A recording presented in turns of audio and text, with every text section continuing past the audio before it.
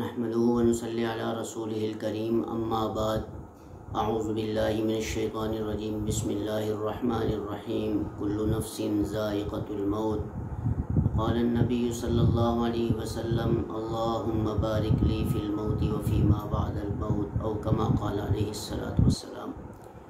میرے عزیز دوستو، بزرگوں، نوجوان ساتھیوں، اس دنیا میں جو شخص بھی آیا ہے وہ آنے کے لیے نہیں آیا بلکہ اپنے رب کے پاس پہنچنے کے لیے آیا ہے۔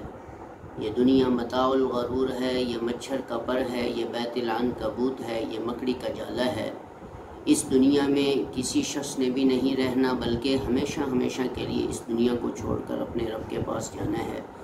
حضرت علی کرم اللہ وجہہ کا کیا خوبصورت مقولہ جنہوں نے اپنے نبی پاک صلی اللہ علیہ وسلم کی امت کو مخاطب کر کے فرمایا، یا ایھا الناس، اے لوگو، الموت لیس منہ الفوت ان اقمتم لہ اخذکم وان فررتم منہ ادرککم۔ اے لوگو، موت سے ڈر کر کہاں بھاگو گے، کہاں چھپو گے؟ نہیں بھاگ سکتے، نہیں تم ڈر کر چھپ سکتے۔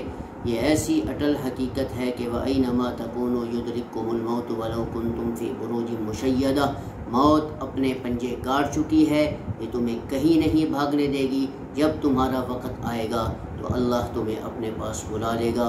یہ موت نے کسی نبی کو نہیں چھوڑا، کسی صحابی کو نہیں چھوڑا، کسی غوث اور ابدال کو نہیں چھوڑا، کسی بادشاہ کو نہیں چھوڑا، کسی وزیر کو نہیں چھوڑا، تو یہ موت مجھے اور آپ کو کیسے چھوڑ سکتی ہے؟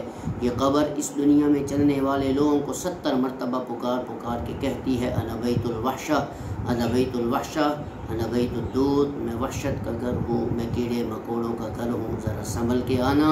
میں نے تمہاری دولت، میں نے تمہاری جاگیرداری نہیں دیکھنی، میں نے یہ دیکھنا ہے کہ اللہ اور اس کے رسول صلی اللہ علیہ وسلم کا غلام کون بن کر آیا ہے۔ میری دعا ہے اللہ رب العزت ہم سب کو موت کی یاد اور آخرت کی فکر کرنے کی توفیق عطا فرمائے۔ السلام علیکم ورحمۃ اللہ وبرکاتہ۔